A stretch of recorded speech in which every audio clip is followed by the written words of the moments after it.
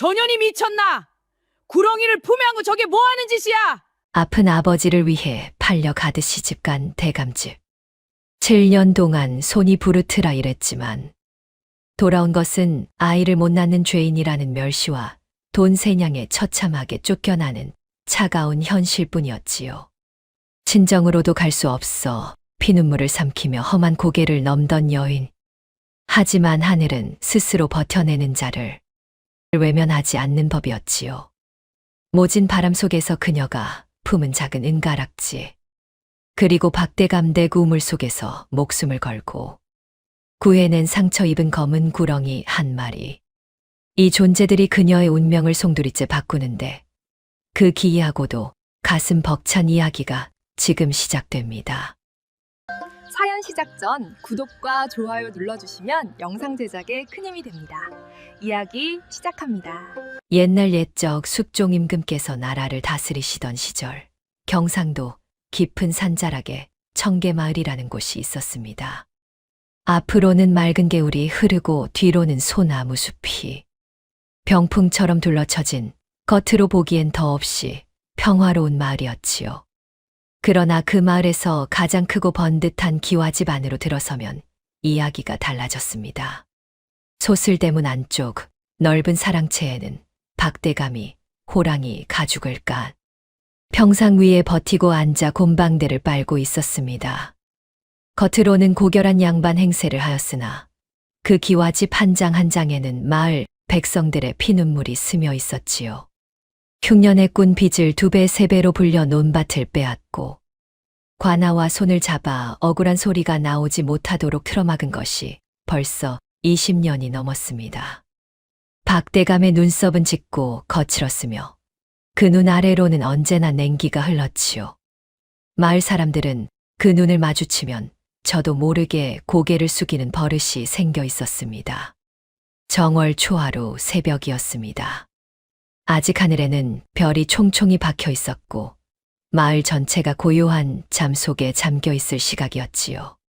그러나 박대감 댁 부엌만은 달랐습니다.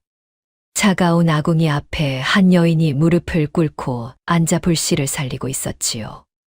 손가락이 굽어 터지는 것도 모른 채였습니다. 찬바람이 부엌문 틈새로 스며들어 목덜미를 베어 내듯 파고 들었으나 여인은 몸을 움츠리는 것조차 잊은 듯 묵묵히 솥을 붙잡고 있었습니다. 차례상에 올릴 떡국 솥이었지요. 새벽 4시 뼛속까지 시린 그 부엌에서 이 집안의 새아기 채선이 홀로 불을 지피고 있었습니다.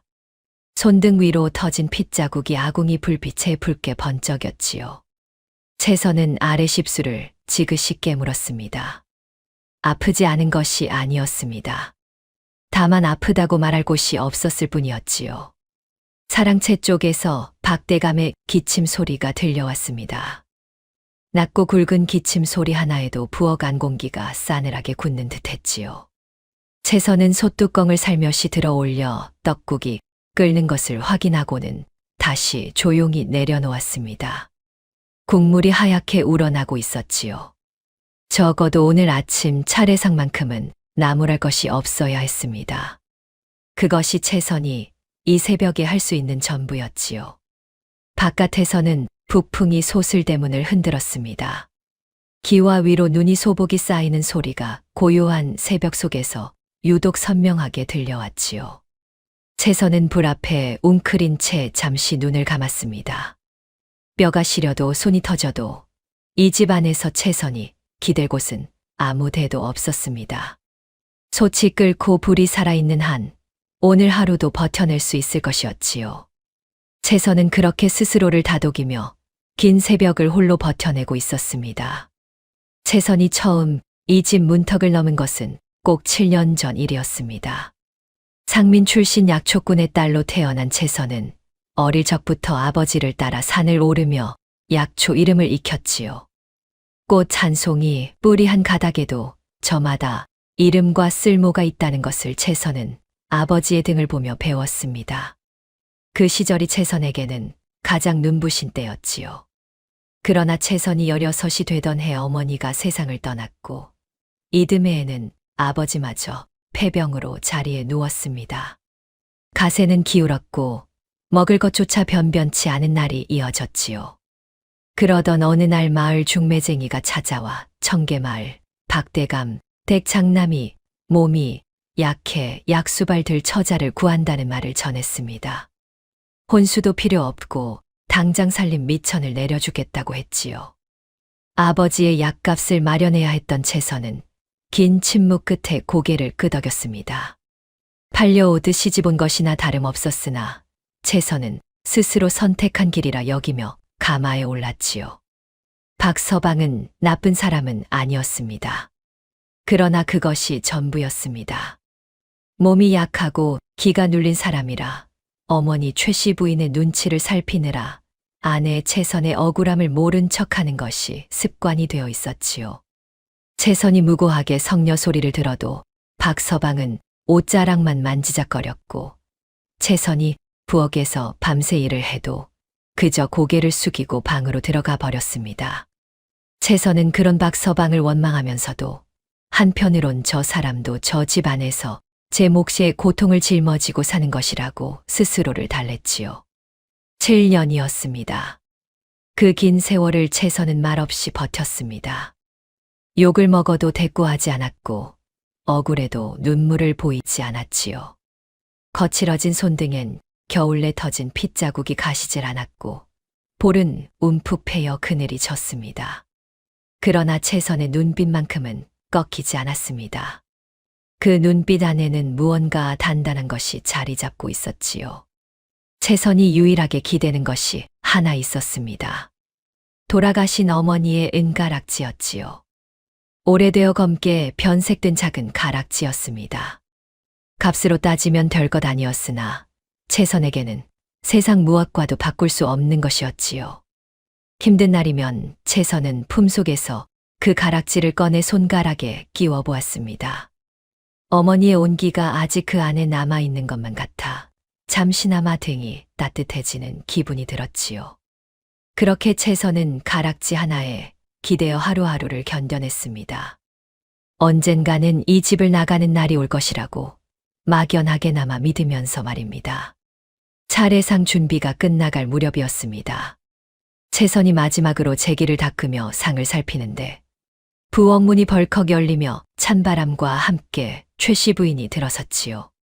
옥색 명주 저고리에 옷가락지 2개를 낀 최씨 부인은 부엌 안을 한번 훑어보고는 곧장 잔소리를 시작했습니다. 이게 뭐냐? 당국 빛깔이 왜 이 모양이고 저 떡은 또 왜 저리 크기가 제각각이야? 7년을 살았으면 손이 좀 익어야 할 것 아니냐? 채선은 허리를 굽혀 조용히 대답했습니다. 다시 손보겠습니다, 마님. 더 이상 덧붙이지 않았지요. 채선은 오래전부터 알고 있었습니다. 어떻게 답해도 최씨 부인의 잔소리는 끝이 없다는 것을 말입니다. 대꾸를 하면 말대답이 되고 잠자코 있으면 기가 죽어 뭘 잘못했는지도 모른다고 했지요. 그러니 그저 고개를 숙이는 것이 가장 무난한 방법이었습니다. 최씨 부인이 한참 잔소리를 이어가는 동안 박서방이 부엌 문간에 서성이고 있었습니다. 채선은 그쪽을 힐끗 바라보았지요. 박서방은 시선을 피하며 옷자락을 만지작거렸습니다. 무언가 말을 하려는 듯 입술을 달싹이다가 결국 아무 말도 하지 못하고 고개를 숙였지요. 채선은 눈을 거두었습니다. 7년이었습니다. 단 한 번도 제 편이 되어준 적이 없는 사람이었지요. 그때였습니다.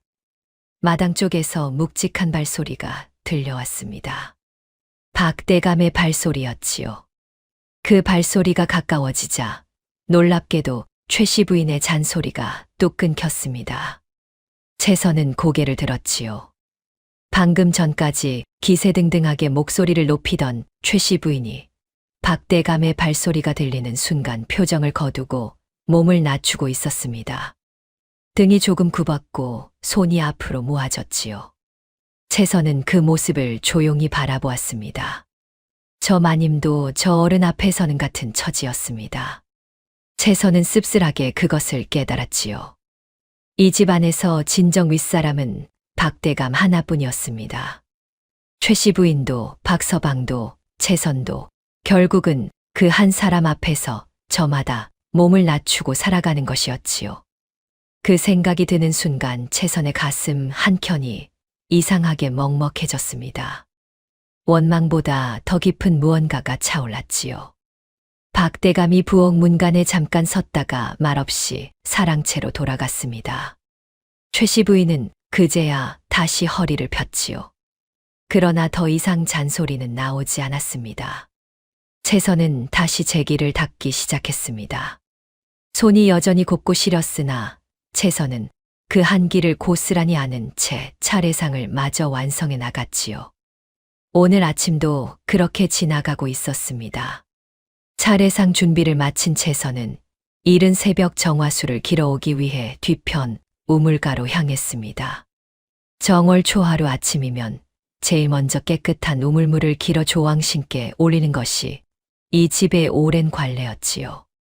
채선은 두레박을 들고 우물 쪽으로 걸음을 옮겼습니다. 마당을 가로지르는 동안 발 아래로 눈이 뽀디득 소리를 냈고 숨을 내쉴 때마다 하얀 입김이 피어올랐지요.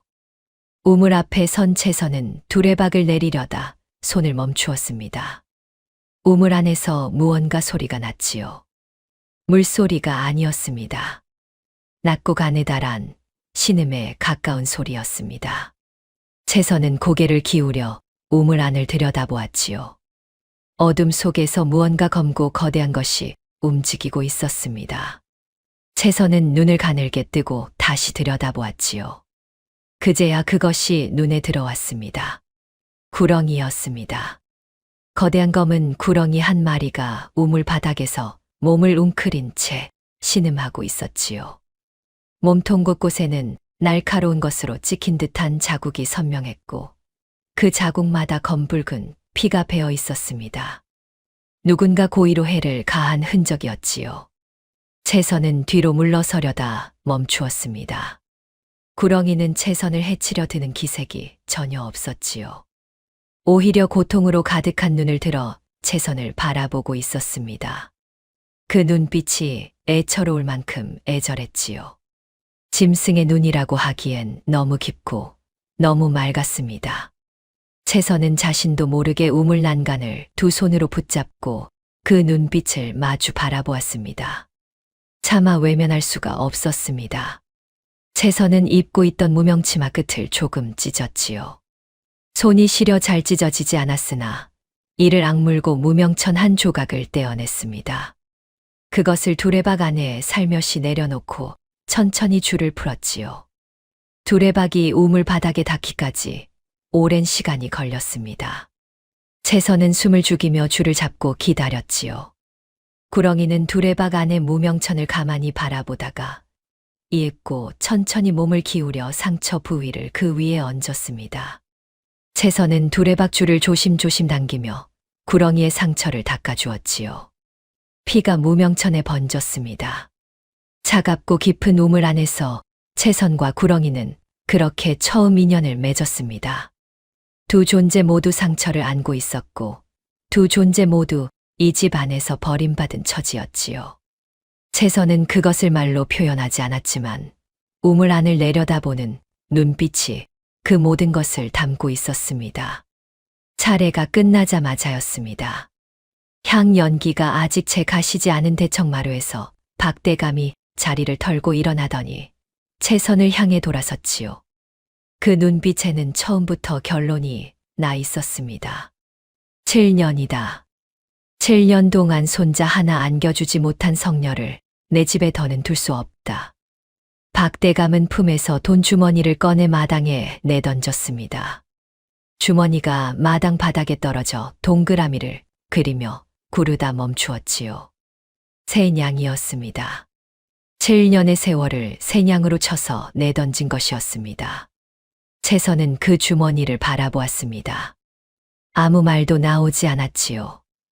모욕도 분노도 그 순간만큼은 말이 되어 나오질 않았습니다. 그때 최씨 부인이 목소리를 높였습니다.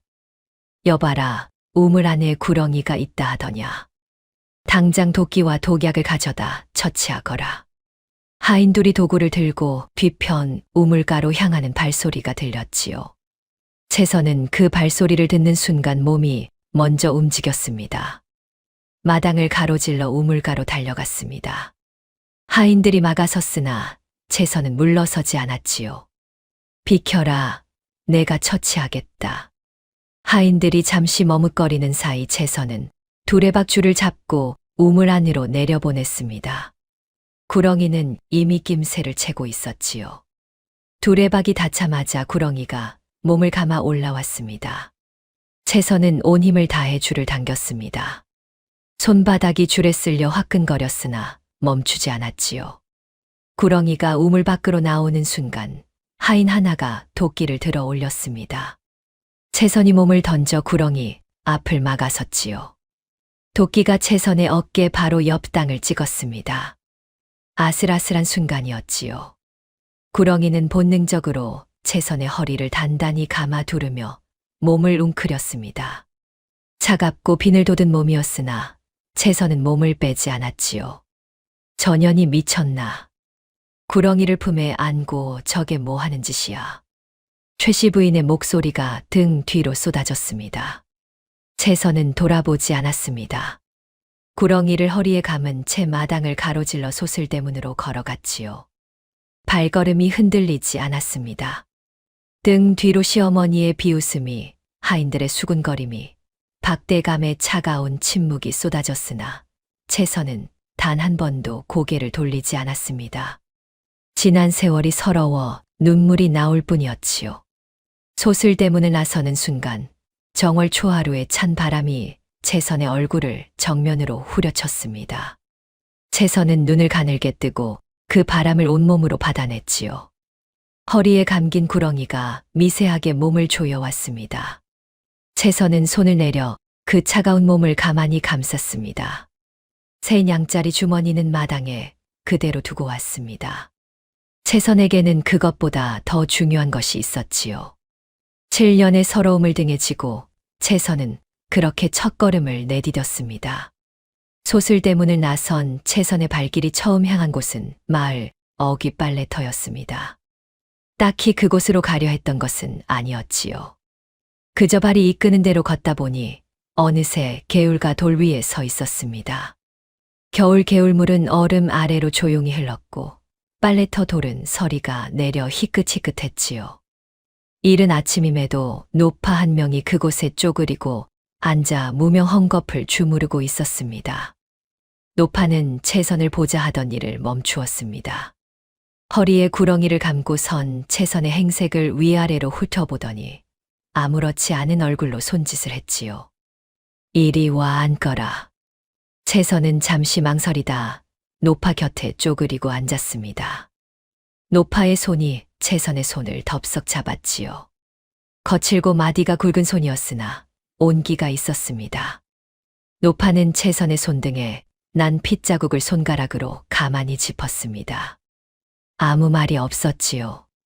잠시 그렇게 있다가 노파가 낮은 목소리로 말했습니다. 복은 쫓겨나는 길에 따라온다더라. 견딘 것이 세대의 값이 될 게야.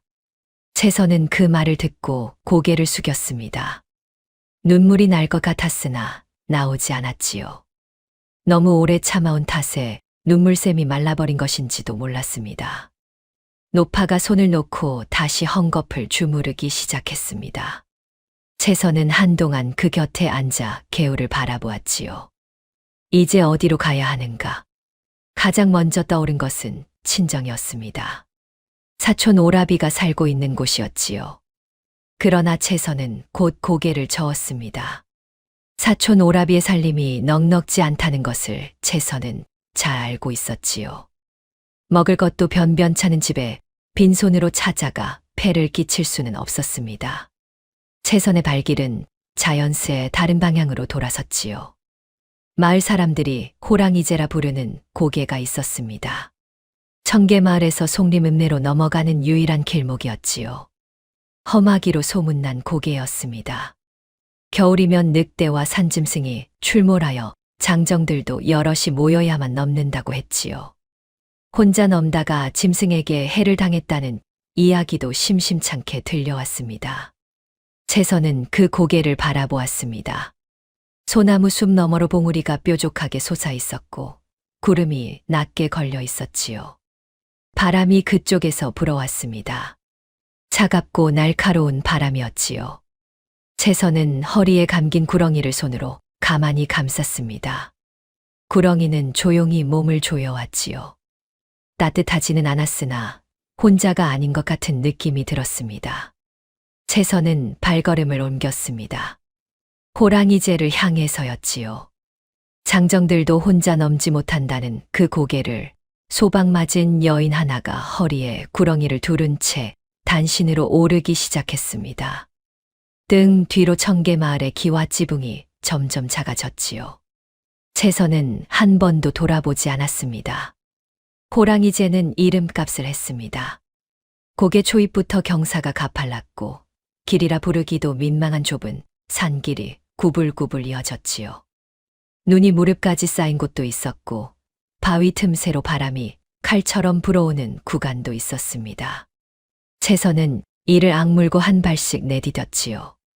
신발 안으로 눈이 스며들어 발가락이 감각을 잃어가고 있었습니다. 중턱쯤 올랐을 때였습니다. 채선의 다리가 말을 듣지 않기 시작했지요. 무릎이 떨렸고 숨이 가빠졌습니다. 바람이 한 차례 세차게 불어와 채선의 몸을 비틀어 놓았지요. 채선은 소나무 둥치를 붙잡고 간신히 몸을 세웠습니다. 눈앞이 아득해지는 것이 느껴졌지요. 저체온증이 시작되고 있었습니다. 길 옆으로 버려진 숯가마 막사가 눈에 들어왔습니다. 오래전 숯을 굽던 사람이 쓰다 버린 것인지 지붕이 반쯤 내려앉고 벽에는 구멍이 숭숭 뚫려 있었지요. 그러나 바람만이라도 피할 수 있었습니다. 채선은 막사 안으로 기어들어가 구석에 몸을 웅크렸지요. 손이 떨렸습니다. 발끝의 감각은 이미 사라진 지 오래였지요. 채선은 품속에서 어머니의 은가락지를 꺼냈습니다. 손가락에 끼우려 했으나 손이 너무 떨려 잘 되지 않았지요. 채선은 가락지를 두 손으로 감싸 쥐고 눈을 감았습니다. 이대로 잠이 들면 깨어나지 못할 수도 있다는 것을 알고 있었지요. 그러나 몸이 말을 듣지 않았습니다. 그때였습니다. 허리에 감겨 있던 구렁이가 천천히 움직이기 시작했지요. 채선은 눈을 떴습니다. 구렁이가 채선의 품속에서 나와 차가워진 손을 제 몸으로 천천히 감싸기 시작했지요. 비늘 아래에서 미세한 열기가 전해졌습니다. 짐승의 몸에서 그런 온기가 날 수 없는 것이었으나 분명히 따뜻했지요. 채선은 멍하니 그것을 바라보았습니다. 채선은 품속에서 아버지에게 배운 약초 중 마른 산수유 열매 몇 알을 꺼냈습니다. 구렁이의 상처 자국이 여전히 곳곳에 남아 있었지요. 채선은 산수유 열매를 손바닥에 지시겨 으깨고는 조심스럽게 구렁이의 상처 위에 발라주었습니다. 구렁이는 가만히 있었지요. 기이한 서기가 구렁이의 몸에서 희미하게 피어올랐습니다. 채선의 손끝에서 떨림이 조금씩 가라앉았지요. 온기가 돌아오기 시작했습니다. 채선은 천천히 숨을 내쉬었지요. 눈앞에 아득함이 조금씩 걷혔습니다. 채선은 구렁이를 바라보다가 나직이 속삭였습니다. 네가 꼭 어머니 가락지 같구나. 잠시 침묵이 흘렀지요. 그러면 가락이라 불러도 되겠느냐. 구렁이가 천천히 혀를 날름거리며 고개를 끄덕이는 듯 몸을 기울였습니다. 채선은 그것을 보고 처음으로 작게 웃었지요. 그때 채선은 가락이의 목 아래 비늘에서 작은 문양 하나를 발견했습니다. 마치 도장을 찍은 것처럼 선명한 문양이었지요. 흔한 짐승의 몸에서는 볼 수 없는 것이 분명했습니다. 채선은 손가락으로 그 문양을 가만히 짚어보았지요. 무슨 뜻인지는 알 수 없었으나 왠지 이 만남이 우연이 아니라는 느낌이 들었습니다. 채선은 가락이를 다시 품에 끌어안고 눈을 감았지요. 바람은 여전히 불었으나 막사 안은 아까보다 훨씬 따뜻했습니다. 한숨 돌린 채선이 다시 길을 나선 것은 해가 중천으로 오를 무렵이었습니다.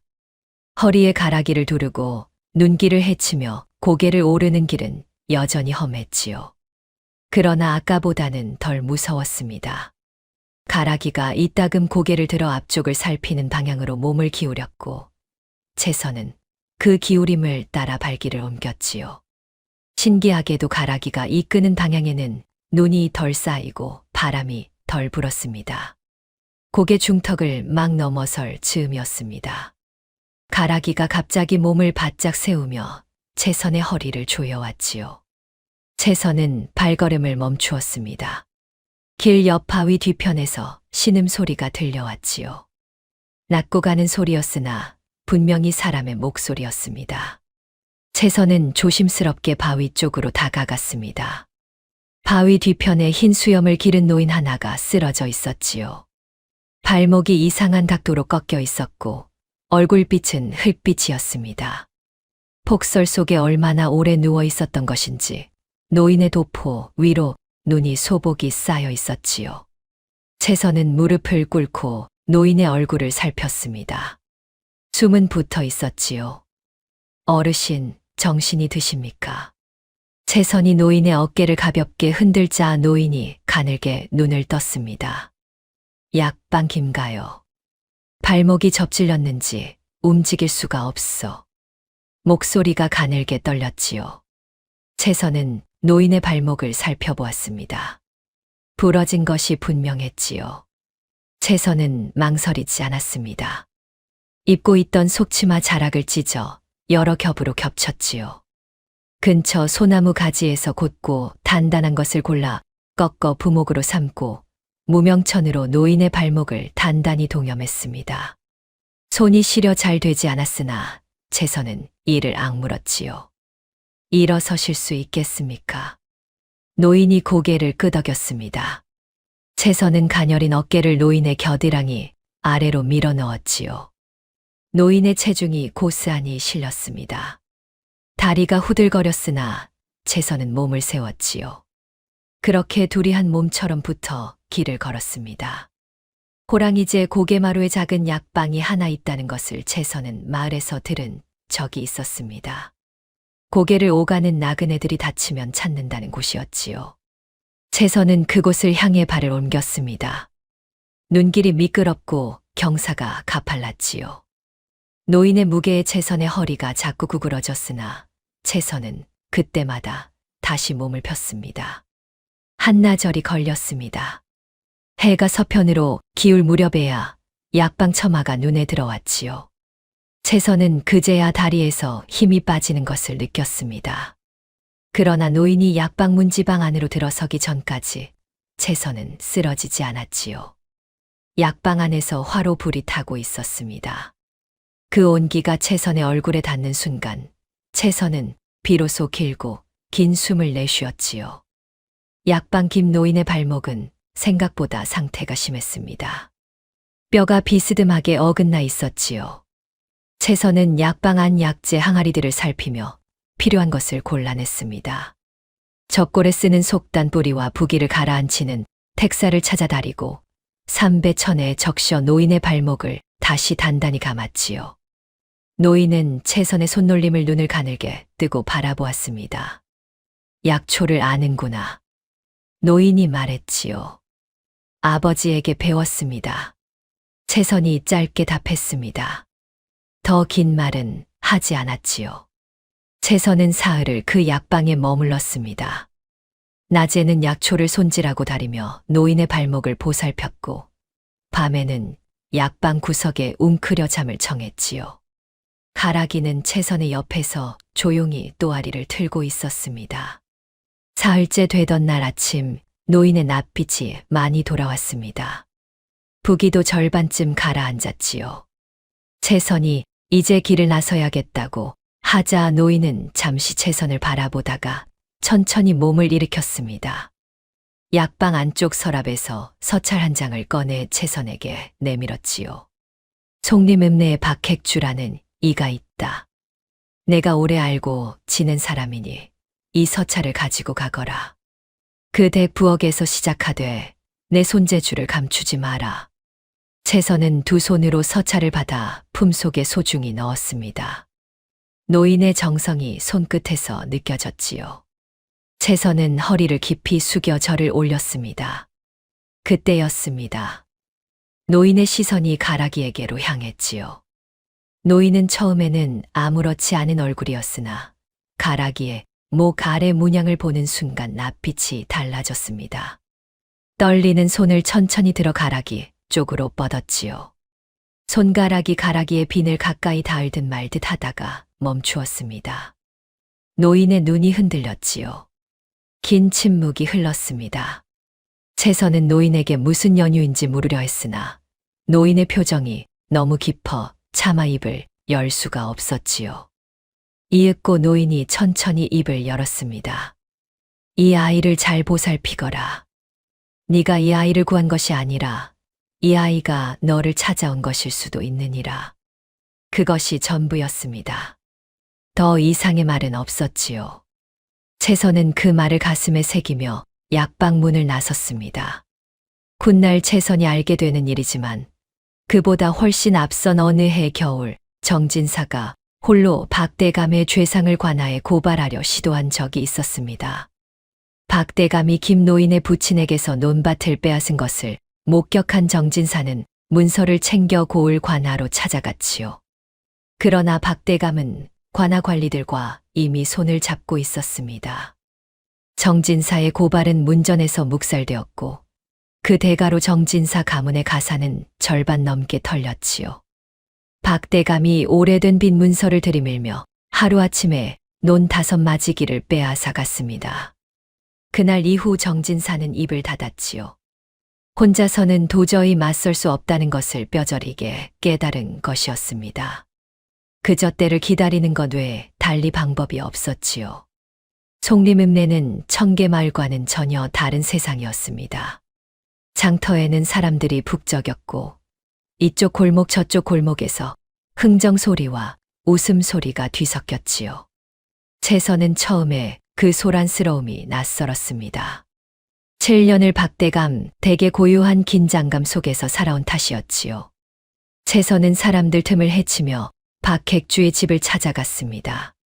박핵주는 김노인의 서찰을 받아들고는 채선을 위아래로 훑어보더니 두말 없이 방 한 칸을 내주었습니다. 부엌일과 약재 거간 일을 함께 맡아주면 되겠소. 채선은 고개를 끄덕였지요. 그날부터 채선은 이른 새벽 부엌에서 불을 지피고 낮이면 장터를 오가며 약재 상인들과 흥정을 했습니다. 몸은 고됐으나 누군가의 눈치를 보며 해야 하는 일이 아니었지요. 그것만으로도 채선은 숨을 쉴 수 있었습니다. 장터에서 며칠을 오가던 어느 날이었습니다.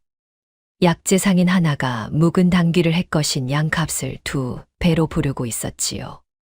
채선은 그 앞에서 멈추었습니다. 당귀 뿌리의 단면을 들여다보고 냄새를 맡아보더니 조목조목 따지기 시작했습니다. 이것은 묵은 뿌리요. 단면이 이리 거무스름하고 향이 이렇게 옅은데 어찌 햇것값을 받는다 하시오. 상인의 낯빛이 굳었지요. 그때 채선의 앞으로 누군가 가로막고 섰습니다. 말없이 상인과 채선 사이에 몸을 세운 것이었지요. 채선은 그 등을 바라보았습니다. 키가 훤칠하고 어깨가 넓었으며 남색 도포에 집신을 신은 청년이었지요. 약재 상인 강도영이었습니다. 강도영은 상인을 한번 내려다보더니 한마디도 하지 않고 그 자리에 버티고 섰지요. 상인은 그 눈빛에 눌려 결국 값을 제대로 고쳐 불렀습니다. 채선이 돌아서자 강도영도 아무 말 없이 제 길을 갔습니다. 인사도 없었지요. 채선은 그 뒷모습을 잠시 바라보다 발걸음을 옮겼습니다. 말수 적고 행동이 앞서는 사람이라는 것이 첫눈에 느껴졌지요. 며칠 뒤였습니다. 채선 때문에 단단히 감정이 상한 그 상인이 채선의 거간 일을 방해하기 시작했습니다. 채선이 거래하려는 곳마다 먼저 찾아가 손을 써두었지요. 채선은 거래처가 하나씩 막히는 것을 보며 이를 악물었습니다.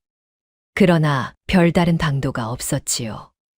그런데 며칠이 지나자 강도영이 아무 말 없이 채선 앞에 나타났습니다. 자신이 거래하던 곳 2군데를 소개해 주겠다고 했지요.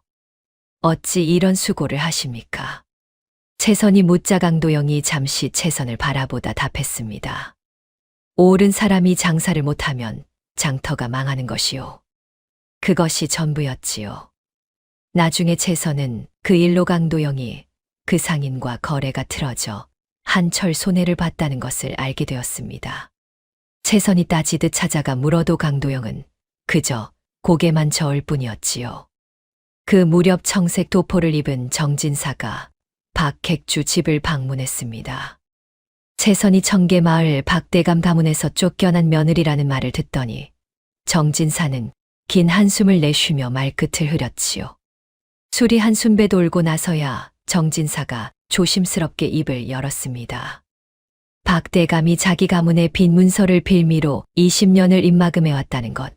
한 번 맞서다 가산을 절반이나 털리고 관아, 문전에서 쫓겨난 일이 있었다는 것이었지요. 그 후로는 혼자서는 도저히 어찌할 수 없었다고 했습니다. 정진사의 목소리는 낮았으나 그 안에 오래된 분노와 수치가 뒤섞여 있었지요. 채선은 아무 말 없이 그 이야기를 끝까지 들었습니다. 어머니의 은가락지를 품속에서 손으로 꽉 쥐면서 말이지요. 송림 읍내에서 계절이 2번 바뀌는 동안 채선의 손은 조금씩 달라졌습니다. 박대감 댁 부엌에서 터지고 갈라졌던 손등이 이제는 약재를 고르고 다듬는 일로 굳은 살이 배기기 시작했지요. 여전히 고운 손은 아니었으나 이전과는 다른 종류의 거침이었습니다. 스스로 일궈낸 흔적이었지요. 채선은 부지런했습니다. 박객주 댁 부엌일을 마치고 나면 장터로 나가 약재 상인들과 흥정을 했고 저녁이면 김 노인에게 배운 처방을 반복해서 손으로 익혔지요. 밤이 깊으면 가라기가 어둠을 가르고 산에서 돌아왔습니다. 입에 무언가를 물고 오는 날이 많았지요. 귀한 약재였습니다. 깊은 산속에서나 자라는 삼지구엽초며 천마 뿌리를 가라기가 밤마다 물어다 주었지요. 채선은 그것들을 잘 손질해서 장터에 내다 팔았습니다. 가라기가 물어다 주는 약재의 질이 워낙 뛰어났기에 값도 제대로 받을 수 있었지요. 그렇게 몇 달이 지났습니다. 채선은 약재 거간일로 모은 돈과 가라기가 물어다 준 약재를 판 돈을 합쳐 조금씩 모았지요. 읍내 변두리에 초가 한 채가 나왔다는 말을 들은 것은 단풍이 물드는 가을 무렵이었습니다. 채선은 그 초가를 보러 갔지요. 지붕은 낡았고 마루는 삐걱거렸으나 부엌이 넓고 채광이 좋았습니다. 무엇보다 약방을 열기에 딱 알맞은 자리였지요. 채선은 그 자리에서 결정을 내렸습니다. 이삿짐이라야 보따리 두어 개가 전부였습니다.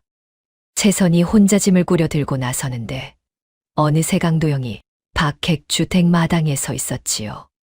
언제부터 와 있었는지 알 수 없었습니다.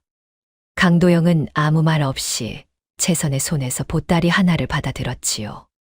채선이 그냥 제가 들겠습니다. 라고 하자 강도영은 이미 골목 밖으로 걸어가고 있었습니다.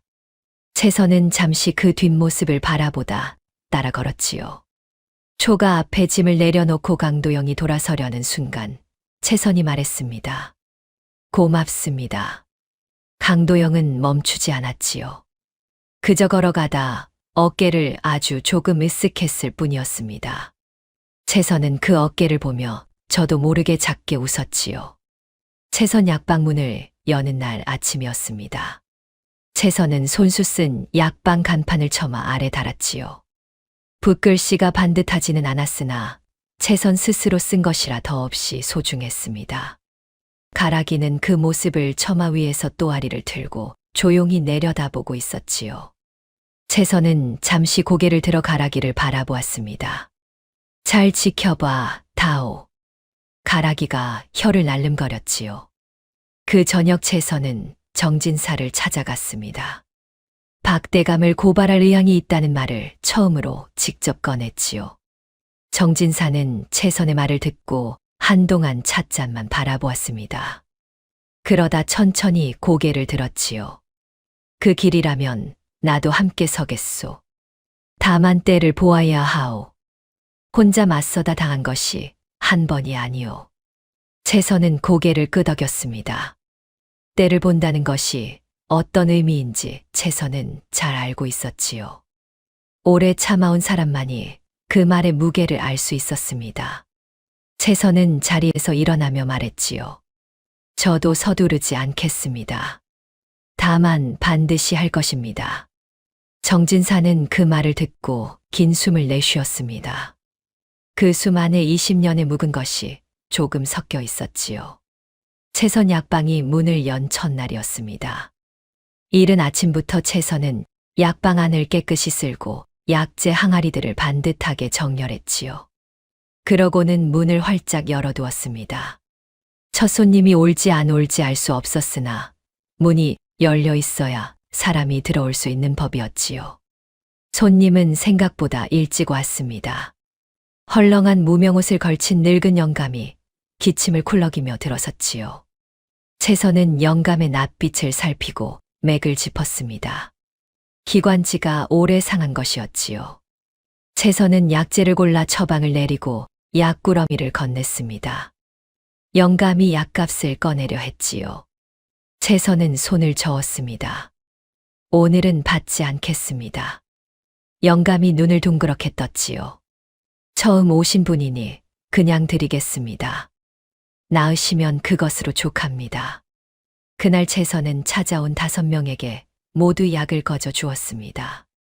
그것이 김 노인의 비방 중 하나이기도 했지요. 처음 5명에게 약을 거저 주면 그 소문이 발휘되어 100명을 불러온다는 말이었습니다. 실제로 그랬지요. 사흘이 지나자 채선 약방 앞에 사람들이 줄을 서기 시작했습니다. 열흘이 지나자 읍내 건너편 마을에서도 사람이 찾아왔지요. 채선은 제빈 무명옷을 벗었습니다. 남색 비단 저고리에 옥색 치마를 갖춰 입었지요. 번듯한 의원의 모습이었습니다. 그러나 어머니의 은가락지는 여전히 손가락에서 떼지 않았고 가락이는 언제나 처마 위나 약방 구석 어딘가에 있었지요. 채선에게 그 둘은 단순한 물건이 아니었습니다. 버텨온 세월의 증인이었지요. 강도영은 여전히 말이 없었습니다. 약방 근처를 지날 때마다 귀한 약재를 약방 앞 돌 위에 툭 내려놓고 가곤 했지요. 채선은 그것을 보면 당연한 거래인 양 안으로 데려와 값을 계산해 강도영에게 보냈습니다. 값을 깎으려 하지도 않았고 그냥 받으려 하지도 않았지요. 반드시 제 값을 치르는 채선의 단호함에 강도영이 처음으로 입꼬리를 올렸습니다. 그 순간을 채선은 보지 못했지요. 어느 날 저녁이었습니다. 강도영이 약재를 내려놓고 돌아서는데 채선이 약값을 건네러 따라 나왔지요. 골목이 좁았습니다. 채선이 골목을 돌아 나오는 순간 강도영이 멈춰서서 돌아보는 바람에 두 사람이 아주 가까운 거리에서 마주쳤지요. 채선이 먼저 눈을 피했습니다. 강도영은 한 박자 늦게 시선을 거두었지요. 짧은 침묵이 골목 안에 고였습니다. 채선이 약값 꾸러미를 내밀자 강도영이 받아들었지요. 손끝이 스쳤습니다. 채선은 못 느낀 척 먼저 돌아섰고 강도영은 그 자리에 잠시 서 있다가 골목을 나갔지요. 그날 밤 채선은 그 짧은 순간이 이상하게 머릿속에서 지워지지 않았습니다. 까닭을 알 수 없었지요. 채선 약방이 읍내에서 이름을 얻기 시작했다는 소문은 빠르게 퍼졌습니다. 그 소문이 청계마을에까지 닿는 데는 그리 오랜 시간이 걸리지 않았지요. 채선이 쫓겨난 지 어느새 2해가 가까워지고 있었습니다. 박서방이 약방을 찾아온 것은 서리가 내리기 시작하는 가을 초입이었습니다. 채선이 약방 안에서 약재를 손질하고 있는데 문이 열리며 낯익은 기척이 들어왔지요. 채선은 천천히 고개를 들었습니다. 박서방이었습니다. 2해가 지나는 동안 박서방은 많이 야위어 있었지요. 뺨이 홀쭉하게 패였고 눈 아래 그늘이 짙었습니다. 남루해진 도포 자락이 문간 바람에 흔들렸지요. 박서방은 채선 앞에 천천히 무릎을 꿇었습니다. 채선은 손을 멈추었지요. 박서방의 눈에 눈물이 고였습니다. 채선아, 내가 잘못했다. 그때 한마디라도 내 편을 들었어야 했는데. 목소리가 떨렸지요. 이제라도 돌아와 다오. 어머님도 이제는 뜻이 없으시다. 채선은 그 말을 들으며 가만히 박서방을 내려다보았습니다. 냉정하게 내치려 했습니다. 그런데 잠깐 멈추었지요. 7년이었습니다. 옳지 못한 사람이었으나 7년을 한 지붕 아래서 산 사람이었지요. 그 세월이 채선의 가슴 한켠에 묵직하게 얹혔습니다. 채선은 품속 은가락지를 꽉 쥐었지요. 그러나 이내 기억이 돌아왔습니다.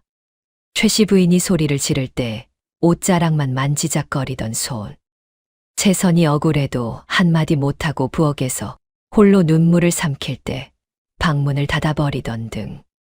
단 한 번도 채선의 편에 서지 않았던 그 비겁한 침묵들이었지요.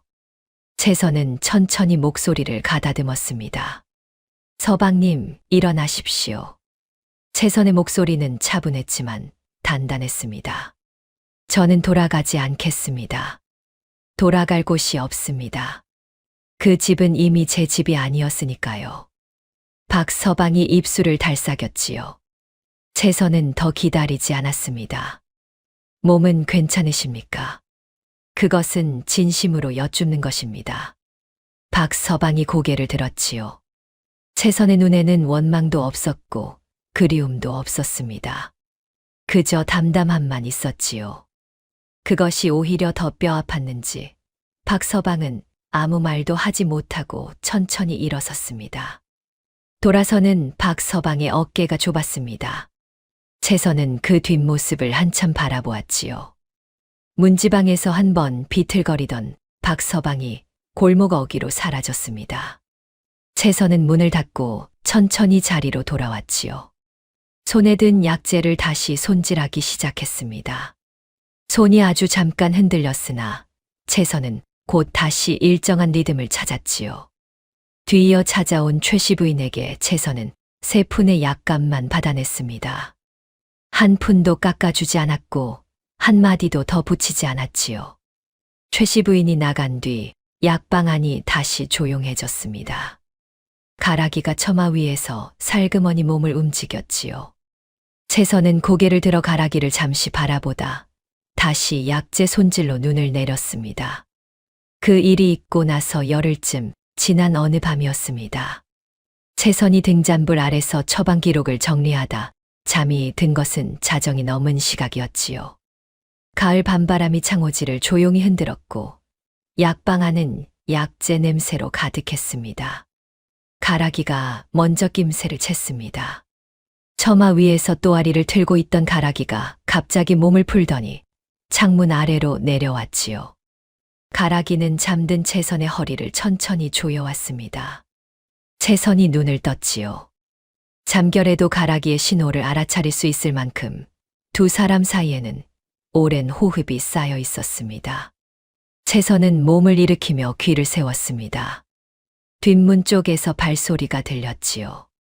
하나가 아니었습니다. 셋이었습니다. 발소리의 무게와 간격으로 채선은 그것을 알았지요. 채선은 소리 없이 일어나 약재 항아리 하나를 두 손으로 들었습니다. 커다란 독 항아리였지요. 무거웠으나 채선은 낯빛 하나 변하지 않았습니다. 뒷문이 열렸습니다. 무렵에 셋이 들어섰지요. 그 순간 가락이가 먼저 움직였습니다. 번개처럼 몸을 풀어 무렵의 하나의 발목을 휘감았지요. 무렵배가 중심을 잃고 바닥에 쓰러지는 순간 채선이 항아리를 들어 다른 하나의 어깨에 내리쳤습니다. 쨍그랑 소리와 함께 항아리가 산산조각 났지요. 세 번째 무렵배가 채선 쪽으로 달려들었습니다. 채선은 몸을 낮춰 피하며 뒷담 쪽으로 달렸지요. 겨울 담벼락이 거칠었으나 채선은 망설이지 않고 담을 넘었습니다. 골목 어귀에 막 들어서던 강도영이 그 소란을 보았습니다. 약재를 늦게 내려놓으러 왔다가 약방 쪽에서 쿵쿵 소리가 나는 것을 들은 것이었지요. 강도영은 달리기 시작했습니다. 약방 뒷문으로 들어서자 가락이에게 발목이 잡힌 물회배와 어깨를 잡고 있는 물회배 하나가 눈에 들어왔지요. 강도영이 말없이 그 중 하나에게로 달려들어 팔목을 비틀어 제압했습니다. 소란이 가라앉고 물회배들이 달아난 뒤였습니다. 채선이 담을 넘어 다시 약방 안으로 들어왔지요. 등잔불이 쓰러져 꺼져 있었습니다. 강도영이 불을 다시 살리고 있었지요. 불빛이 살아나며 채선의 얼굴을 비추었습니다. 채선의 이마와 뺨에 그을음이 묻어 있었지요. 강도영이 채선을 바라보았습니다. 순간 강도영의 손이 천천히 들렸지요. 채선의 뺨 가까이로 손이 향했습니다. 그을음을 닦아주려는 듯했지요. 그러나 손이 닿기 직전 강도영이 멈추었습니다. 채선이 고개를 들며 말했지요. 왜 그러시오? 강도영의 손이 천천히 내려갔습니다. 아무것도 아니요. 강도영은 그 말만 남기고 돌아섰지요. 이튿날 아침 채선이 고맙다는 말을 전하자 강도영은 다음엔 문단속을 단단히 하시오라고 한마디만 하고 자리를 떴습니다. 채선은 그 짧은 말이 이상하게 오래 마음에 남았지요. 그보다 더 오래 남은 것은 닿지 못하고 멈추었던 강도영의 손이었습니다. 채선은 그것을 떠올릴 때마다 까닭없이 볼이 뜨거워졌지요. 채선이 박대감을 고발할 뜻을 정진사에게 밝히고 나서 보름쯤 지난 날이었습니다. 정진사가 김노인의 약방을 찾아온 것은 해가 기울기 시작하는 오후였지요. 채선도 그날 마침 김노인의 안부를 살피러 왔다가 정진사와 마주쳤습니다. 셋이 한자리에 모인 것은 처음 있는 일이었지요. 정진사는 자리에 앉자마자 품속에 손을 넣었습니다. 천천히 꺼낸 것은 누렇게 변색된 종이 2장이었지요. 오래된 것이었습니다. 종이 귀퉁이가 너덜너덜하게 달아 있었고 먹물이 군데군데 번져 있었지요. 정진사는 그것을 채선과 김노인 앞에 조심스럽게 펼쳐 놓았습니다. 20년 전 문서요. 정진사의 목소리가 낮았습니다. 박대감이 어르신의 부친에게 술을 먹여 만취시킨 뒤 도장을 위조해 논백맞이기를 빼앗을 때 쓴 위조 양안이요.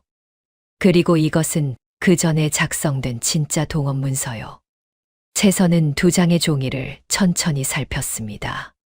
같은 논밭에 대한 문서였으나 도장의 위치와 글씨체가 달랐지요. 위조한 흔적이 문서를 아는 눈에는 분명히 보였습니다. 김노인이 떨리는 손으로 문서를 들었습니다. 노인의 눈이 붉어졌지요. 아버님이 그 일로 얼마나 억울해 하셨는지. 노인의 목소리가 갈라졌습니다. 채선은 가만히 노인의 손 위에 자신의 손을 얹었지요. 정진사가 다시 입을 열었습니다. 내가 이제야 이것을 꺼내든 것은 채선 부인이 먼저 고발 뜻을 밝혀주었기 때문이오. 혼자서는 도저히 맞설 수 없었소. 한 번 맞서다 가산을 절반이나 털리고 나서야 그것을 뼈저리게 알았지요. 그러나 부인이 이 고을에서 신망을 얻은 의원이 된 지금 부인과 함께라면 싸울 수 있다고 판단했소. 채선은 고개를 끄덕였습니다. 정진사의 말 안에 오랜 수치와 기다림이 겹겹이 쌓여 있다는 것을 채선은 느꼈지요. 그때였습니다. 김노인이 가락이를 바라보았지요. 가락이는 채선의 어깨 위에 조용히 얹혀 있었습니다. 노인의 눈이 가락이의 목 아래 문양 위에서 멈추었지요. 노인이 손을 들어 그 문양을 가리켰습니다. 이 문양이요.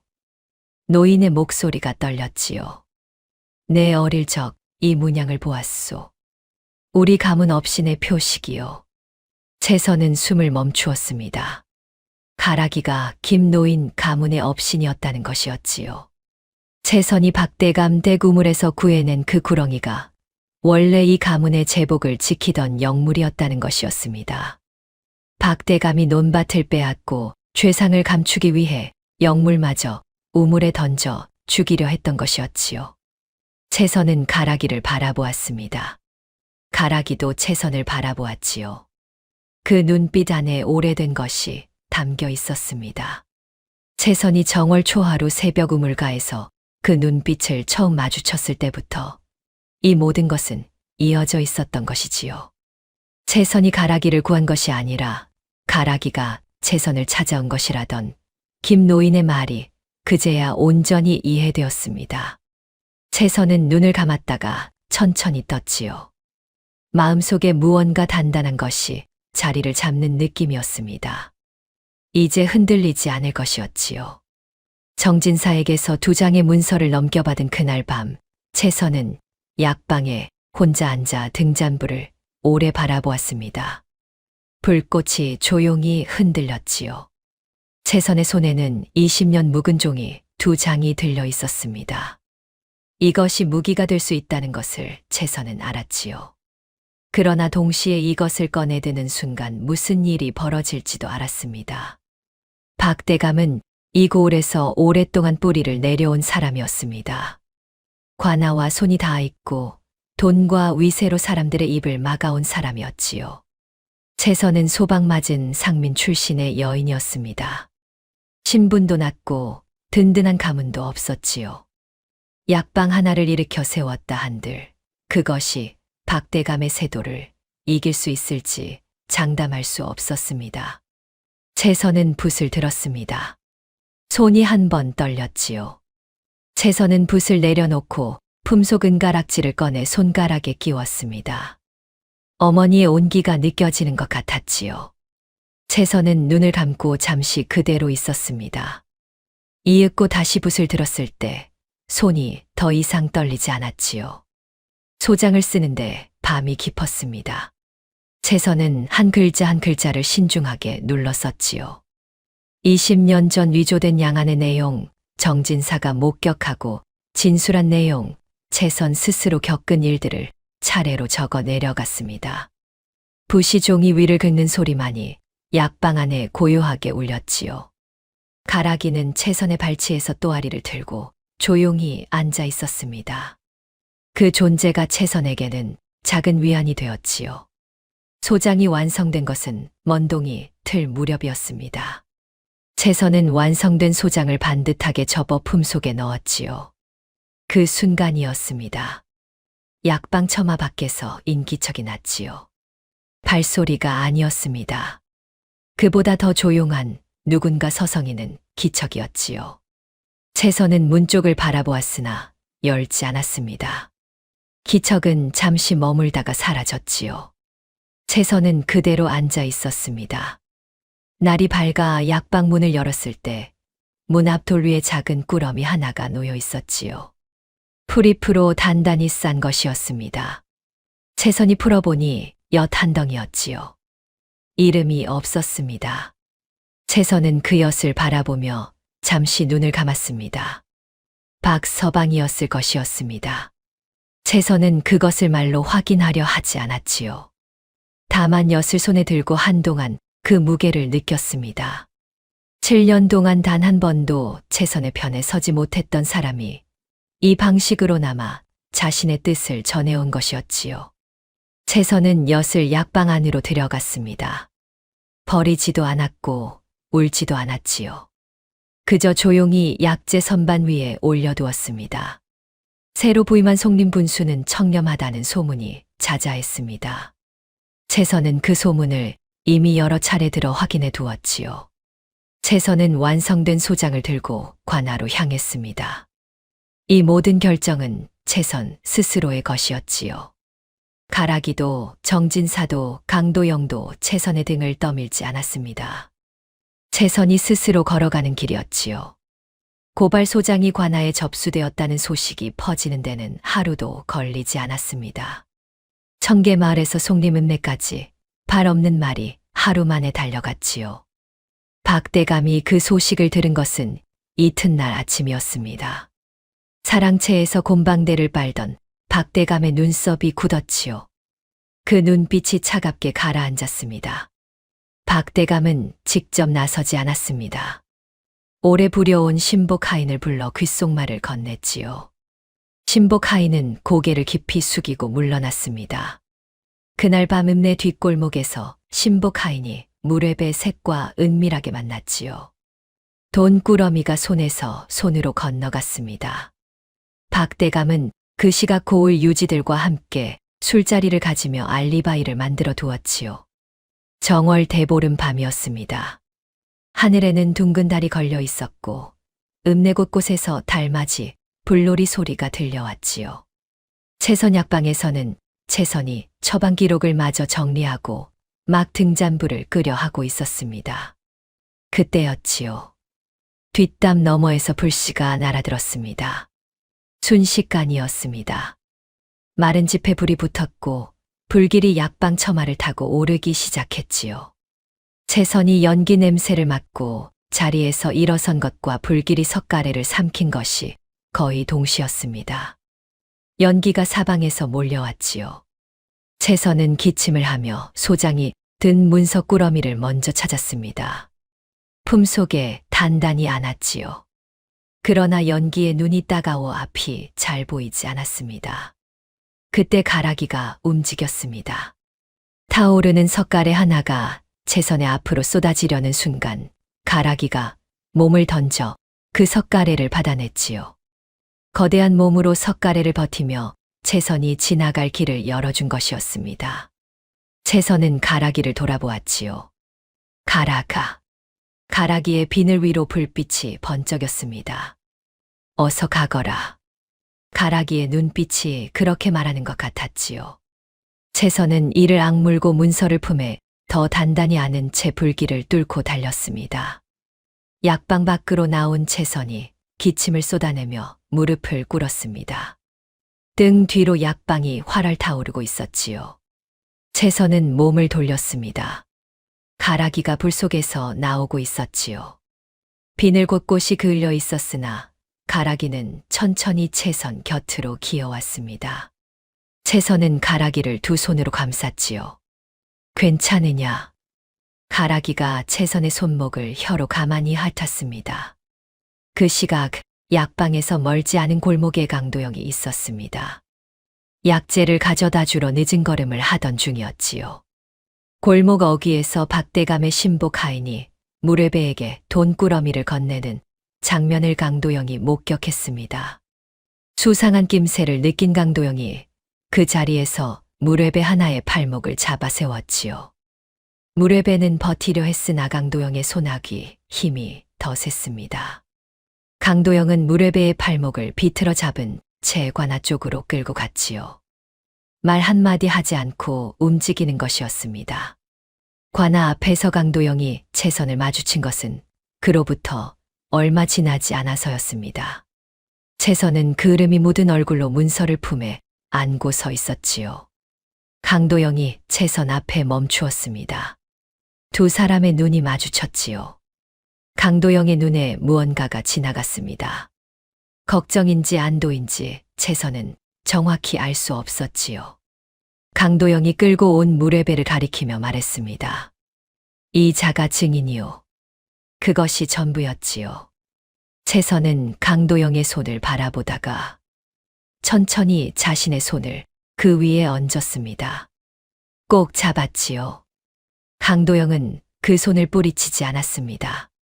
두 사람은 그렇게 나란히 관아 문을 바라보았지요. 이튿날 아침이었습니다. 채선이 관아 마당으로 들어서자 사람들이 양옆으로 비켜섰지요. 그을음이 채 가시지 않은 채선의 얼굴을 보고 수군거리는 소리가 들렸으나 채선은 앞만 보았습니다. 관아 마당 한가운데 격쟁북이 서 있었지요.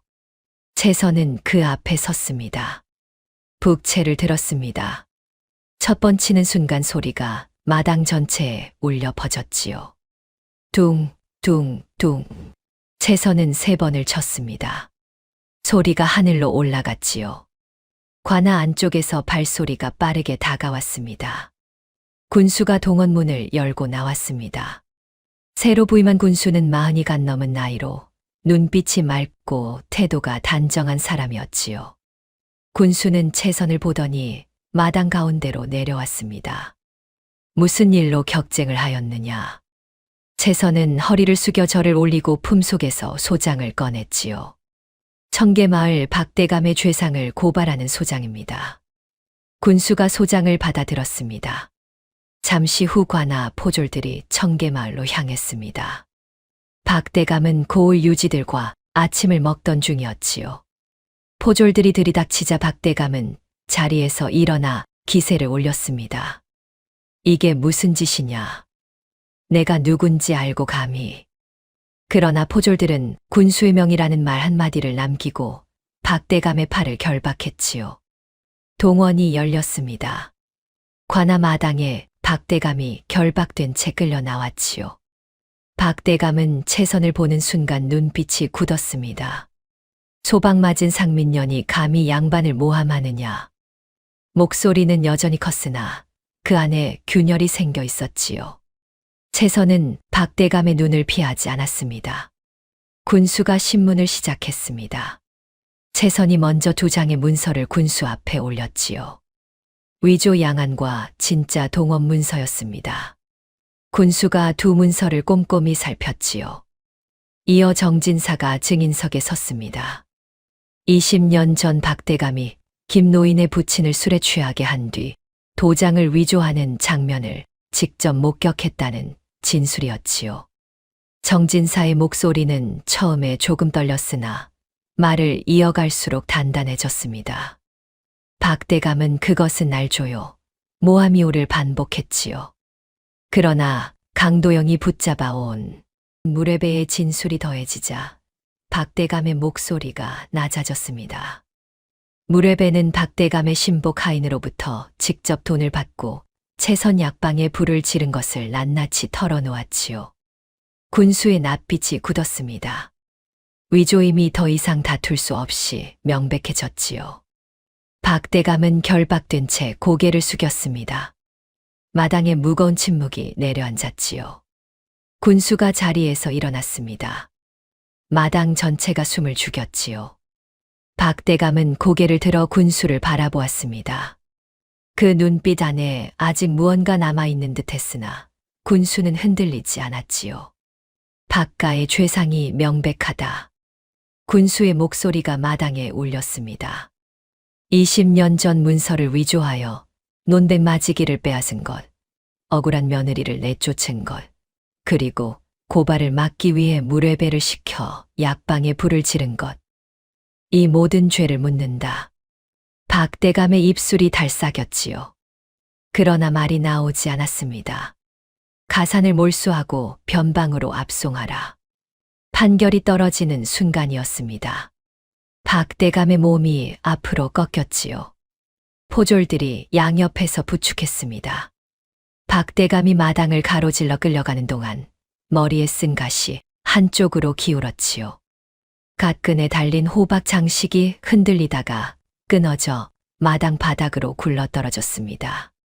박대감의 자랑이던 그 호박 갓끈이 흙먼지 속에 나뒹굴었지요. 아무도 줍지 않았습니다. 빼앗겼던 논백 마지기 전답은 김노인에게 돌아갔습니다. 군수가 직접 문서를 작성하여 김노인의 이름을 올렸지요. 김노인은 문서를 두 손으로 받아들고 한동안 말을 잊지 못했습니다.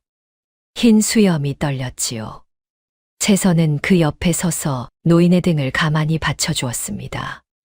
박서방과 최씨 부인은 그날로 청계마을 기와집을 잃었습니다. 가산이 몰수되자 하인들이 하나둘 집을 나갔고 남은 것은 썰렁한 빈방뿐이었지요. 두 사람은 고을 변두리의 작은 초가로 옮겨가야 했습니다. 죽거나 유배되지는 않았지요. 그것이 어떤 면에서는 더 긴 형벌이었습니다. 살아서 모든 것을 잃은 자리를 견디는 것이었으니까요. 채선은 판결이 끝나고 관아 마당을 나서면서 뒤를 돌아보지 않았습니다. 정진사가 채선 옆으로 걸어왔지요. 고생했소, 부인. 채선은 고개를 숙였습니다. 함께 해주셔서 감사합니다.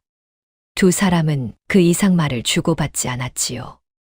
말이 필요 없었습니다. 강도영은 관아 문 바깥에 서 있었습니다. 채선이 나오자 말없이 걸음을 맞추었지요. 두 사람은 나란히 읍내 길을 걸었습니다. 한동안 아무 말이 없었지요. 채선이 먼저 입을 열었습니다. 약방이 다 탔습니다. 강도영이 잠시 채선을 바라보더니 말했지요. 다시 지으면 돼요. 짧은 말이었습니다. 강도영은 그 말을 하고 나서 채선의 얼굴로 시선을 옮겼습니다. 불길을 뚫고 나온 탓에 채선의 뺨에는 아직 그을음이 남아 있었지요. 이마 위로 흘러내린 머리카락 한 가닥이 바람에 흔들렸습니다. 강도영은 그것을 한 박자 너무 오래 바라보다가 이내 시선을 앞으로 돌렸지요. 그러나 걸음은 멈추지 않았습니다. 다만 채선과의 간격이 아주 조금 알아차리기 어려울 만큼 좁아져 있었지요. 채선은 그 말 안에 담긴 것을 알아들었습니다. 혼자가 아니라는 말이었지요. 채선은 고개를 숙여 웃었습니다. 강도영은 그 웃음을 보지 못했지요. 보았다 해도 아무 말을 하지 않았을 것이었습니다. 그러나 채선 약방 골목을 돌아 헤어지는 순간 강도영이 걸어가며 손을 한 번 쥐었다 펴는 것을 채선은 보았지요. 무슨 뜻인지 채선은 묻지 않았습니다. 다만 그날 밤 약방터 앞에 홀로 서서 별을 올려다볼 때 채선의 가슴 한켠이 이상하게 따뜻했지요. 타버린 약방 자리에서 풍기는 제 냄새 속에서도 그 온기만큼은 사그라들지 않았습니다. 세월이 흘렀습니다. 겨울이 가고 봄이 왔지요. 호랑이제의 진달래가 피고 개울물이 불어나는 계절이었습니다. 채선 약방은 그 사이 새로 지어졌지요. 예전보다 조금 더 넓고 처마가 조금 더 깊었습니다. 강도영이 목수를 불러 직접 감독했지요. 채선은 그것을 알면서도 모른 척했습니다. 강도영이 그런 방식으로 마음을 전하는 사람이라는 것을 이제는 알았기 때문이지요. 채선은 환수된 토지 일부를 떼어 호랑이제 고개마루에 김노인의 새 약방을 지어드렸습니다.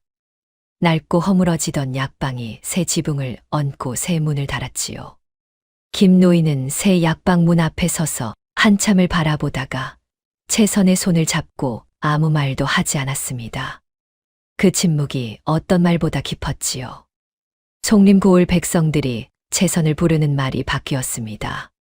처음에는 박핵주 대거간꾼이었고 그 다음에는 채선 약방 의원이었지요. 이제는 그냥 의원 어른이라 불렀습니다. 신분을 따지지 않고 가난한 이에게 약을 나누어 주는 의원이라는 소문이 고을 구석구석에 퍼져 있었지요. 채선은 그 이름이 부끄럽지 않도록 하루하루를 살았습니다. 어느 봄날 아침이었습니다. 채선이 약방 처마 밑에서 약재를 손질하고 있는데 가락이가 채선의 어깨 위로 올라왔지요. 채선은 손을 멈추었습니다. 가락이의 기운이 평소와 달랐지요. 무언가 오래된 것이 끝나려는 느낌이었습니다.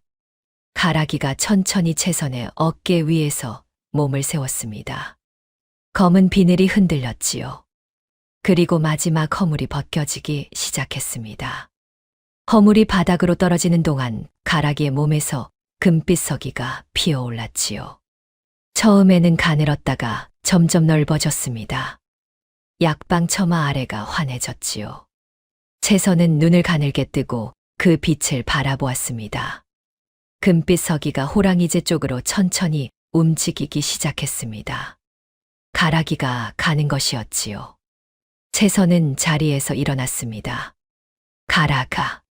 채선이 나직이 불렀지요. 가락이가 한 번 멈추었습니다. 돌아보는 것 같았지요. 그 눈빛 안에 처음 우물 바닥에서 채선을 바라보던 그 애절함은 없었습니다. 대신 무언가 편안한 것이 담겨 있었지요. 채선은 손을 들어 가락이를 향해 천천히 흔들었습니다. 잘 가거라. 금빛 서기가 호랑이제 숲 속으로 호련히 스며들었습니다. 처마 위에서 약재 항아리 사이에서 채선의 어깨 위에서 늘 함께하던 가락이가 사라졌지요. 채선은 한동안 호랑이제 쪽을 바라보았습니다. 눈물이 날 것 같았으나 나오지 않았지요. 슬프지 않은 것이 아니었습니다. 다만 그것이 가락이에게 맞는 끝이라는 것을 알았기 때문이었지요. 강도영이 채선의 곁에 서 있었습니다. 언제부터 와 있었는지 채선은 알지 못했지요. 강도영은 호랑이제 쪽을 한번 바라보다가 채선에게로 시선을 돌렸습니다. 아무 말이 없었지요. 채선이 먼저 말했습니다. 가락이가 갔습니다. 강도영이 고개를 끄덕였지요. 잘 갔겠지요. 그것이 전부였습니다. 그러나 그것으로 충분했지요. 매년 정월 초하루가 되면 채선 약방 골목 어귀에 낯익은 뒷모습이 나타난다는 소문이 있었습니다. 야윈 어깨에 낡은 도포를 걸친 사람이 멀리서 약방 쪽을 한참 바라보다가 돌아간다는 것이었지요. 채선은 그 소문을 들었습니다. 그러나 단 한 번도 그 골목으로 나가보지 않았지요. 그것이 채선이 박서방에게 해줄 수 있는 마지막 배려였습니다. 만나지 않는 것으로 그 사람이 스스로 살아갈 수 있게 두는 것이었지요. 채선은 어머니의 은가락지를 손가락에 끼고 서산마루를 바라보았습니다. 이른 봄 매화가 피어 있었지요. 흰 꽃이 피 바람에 한 잎씩 흩날렸습니다. 강도영이 채선의 손을 잡았지요. 따뜻한 손이었습니다. 채선은 그 온기를 느끼며 눈을 감았다가 천천히 떴지요. 쫓겨났던 그 정월 초하루 새벽, 채선은 3냥짜리 주머니를 마당에 남겨두고 소슬대문을 나섰습니다. 그 문을 나서는 순간이 끝이 아니라 시작이었다는 것을 이제 채선은 알았지요. 견딘 것이 세대의 값이 된다는 빨래터 노파의 말이 그제야 온전히 몸 안으로 스며들었습니다. 봄바람이 불었습니다. 채선 약방 처마 아래 약재 냄새가 실려왔지요. 채선은 강도영의 손을 꼭 쥐고 첫 발을 내디뎠습니다. 오늘도 내일도 그렇게 살아갈 것이었지요. 다음 영상을 빠르게 만나보시려면 좋아요와 구독을 눌러주세요. 그럼 더 재미있는 영상으로 찾아뵙겠습니다. 모두 행복한 하루 보내세요.